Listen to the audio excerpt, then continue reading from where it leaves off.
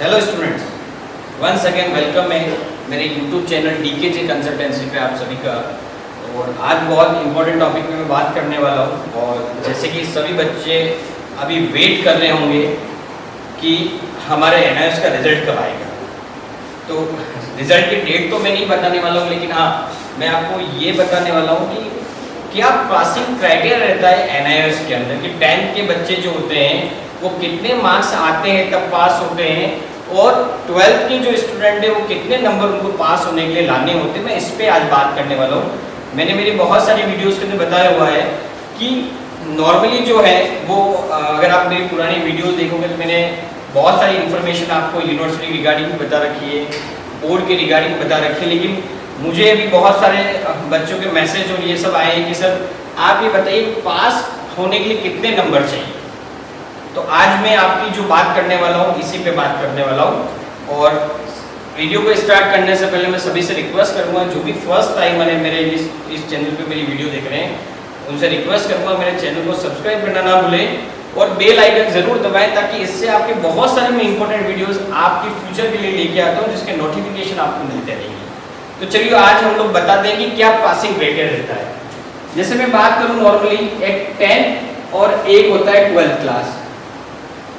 और इस वीडियो को स्टार्ट करने से पहले मैं सभी बच्चों को ऑल द बेस्ट भी कहना चाहूँगा कि जिनका रिजल्ट अभी आना बच्चे वेट कर रहे हैं, और मुझे पूरा विश्वास है, मैं भगवान से प्रे करता हूँ आप अच्छे नंबरों से पास हो और आपका करियर बहुत अच्छा जाए आने वाले टाइम के अंदर। तो हम लोग बात करें 10th क्लास और 12th क्लास। सबसे पहली चीज़ तो आपको ये ध्यान देनी है, दोनों के अंदर 33% मार्क्स जो है वो पास होने के लिए कंपल्सरी होते हैं।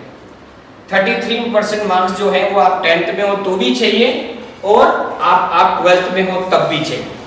लेकिन जो सबसे इंपॉर्टेंट पार्ट जो है वो है एग्रीगेट का। यहाँ पर ये चीज आपको यहाँ देखनी होगी, कंबाइंड जिसको हम लोग बोलते हैं, कि यहाँ 10th के अंदर जो है वो ओवरऑल यानी कि थियरी प्लस प्रैक्टिकल मिलाकर आपको 33% चाहिए होते हैं।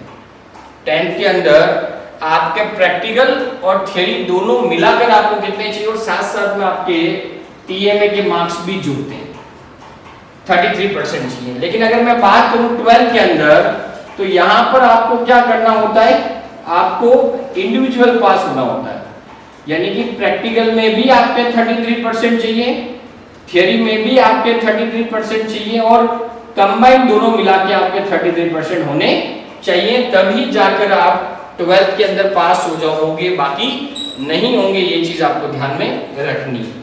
यस, तो ये चीज आपको ध्यान में रखनी है। अब अगर हम लोग बात करें, जैसे नॉर्मली कुछ सब्जेक्ट जो है वो 100 मार्क्स के होते हैं, कुछ आपके सब्जेक्ट जो है 10th के अंदर 85 मार्क्स के होते हैं, कुछ सब्जेक्ट जो है वो आपके 70 मार्क्स के होते हैं, कुछ जो होते हैं वो आपके 60 मार्क्स के होते हैं। सबका अलग अलग क्राइटेरिया होता है। 100 मार्क्स का मैं वो बोलूंगा सब्जेक्ट जिसके अंदर प्रैक्टिकल नहीं होता है, सिर्फ थियोरेटिकल एग्जाम्स होते हैं, तो उसके अंदर उनको कितने लाने होते हैं, 33%। और जिसके प्रैक्टिकल और थियरी दोनों मिला के यानी कि 85 का उनका थियरी का है और 15 मार्क्स का उनका प्रैक्टिकल का है, तो वहां पर भी आपको दोनों मिला के कितने लेके आने, 33% आपको लेके आने। अगर मैं बात करूं यहाँ पर कुछ सब्जेक्ट में 70 मार्क्स का प्रैक्टिकल और 30 मार्क्स का आपका, अगर मैं बात करूं 70 और 30 का ये आपका थियरी क्या हो गया, तो आपको दोनों में ही पास होना जरूरी होता है। यहाँ पर भी एग्रीगेट आपको 33% लाना होता है, और यहाँ पर 40 का आपका थियरी हो जाएगा, 60 प्रैक्टिकल, तो यहाँ पर भी आपको 33 लेके आना है, लेकिन ओवरऑल आपको 33 मार्क्स लेके आए। और कोई भी हो, टीएमए का जो वेटेज होता है वो आपका 20% होता है, यानी कि पेपर अगर 100 मार्क्स का है तो आपका टीएमए हो गया 20 मार्क्स का। अगर आपका पेपर जो है वो 85 मार्क्स का है तो आपका टीएमए 70 मार्क्स का हो गया। अगर आपका 70 मार्क्स का जो है, सॉरी आपका अगर 30 मार्क्स का थियरी है, यहाँ पर ये मैंने थियरी यहाँ लिखा है, तो आपका 6 मार्क्स का जो है वो आपका टीएमए हो जाएगा। और अगर आपका थियरी 40 मार्क्स का है तो वहां पर आपका जो ध्यान रखना है 8 मार्क्स का आपका टीएमए होता है। ये मैंने लिखा है 100 मार्क्स का थ्योरी पेपर, ये थ्योरी पेपर, और ये मैंने प्रैक्टिकल जो है वो सब्जेक्ट लिखा, और ये मेरा थ्योरी पेपर है, ये मेरा प्रैक्टिकल मैंने यहाँ लिखा और ये थ्योरी लिखा है। तो आप कंफ्यूज मत होना। मतलब मैं ये बोलूँ ओवरऑल जो वेटेज है आपका वो टीएमए का 20% होता है, आपका जो भी थ्योरी मार्क्स का पेपर होता है, तो उस हिसाब से आपको देखना है। सेम अगर मैं 12th की बात करूं तो यहाँ पर भी आपका टीएमए जो है वो 20% का होता है। तो ये चीज आपको देखनी है, जितने भी मार्क्स का आपका थ्योरी होगा उसका 20% आपका टीएमए होने वाला है।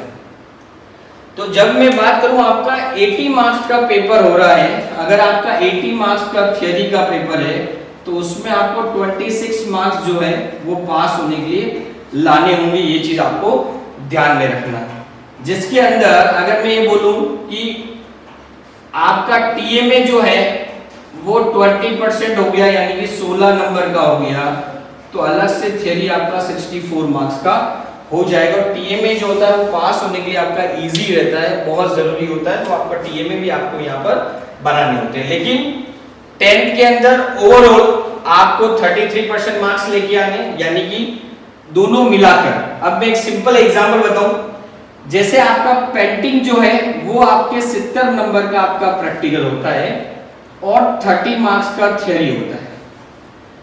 अगर आपने प्रैक्टिकल में आपके 69 मार्क्स, अगर आप थ्योरी के अंदर आपकी एब्सेंट लग जाती तो भी आप पास कहलाते हो, क्योंकि ओवरऑल आपको पास होने के लिए कितना चाहिए, 33% चाहिए होता है।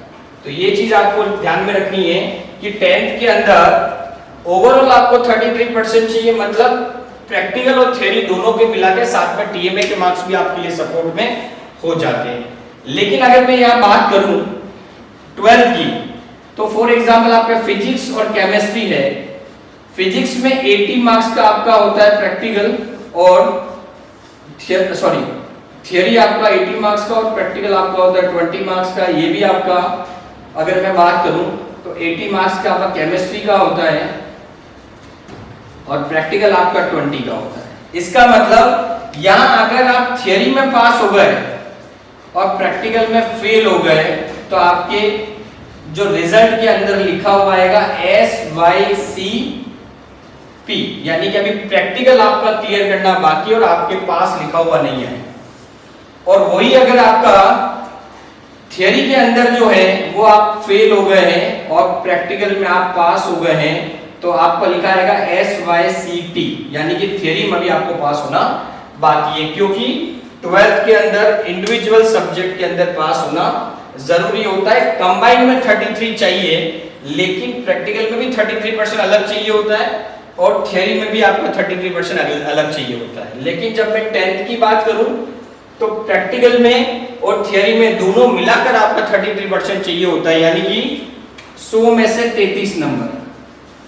अगर आपने कहीं पर प्रैक्टिकल एग्जाम भी दे दिया और थियरी नहीं दे पाए, लेकिन आपका ओवरऑल जो है वो 33% हो रहा है, तो आप पास कहलाओगे। तो आई होप कि बच्चों ये कंफ्यूजन आपका क्लियर हो गया होगा कि क्या करना है।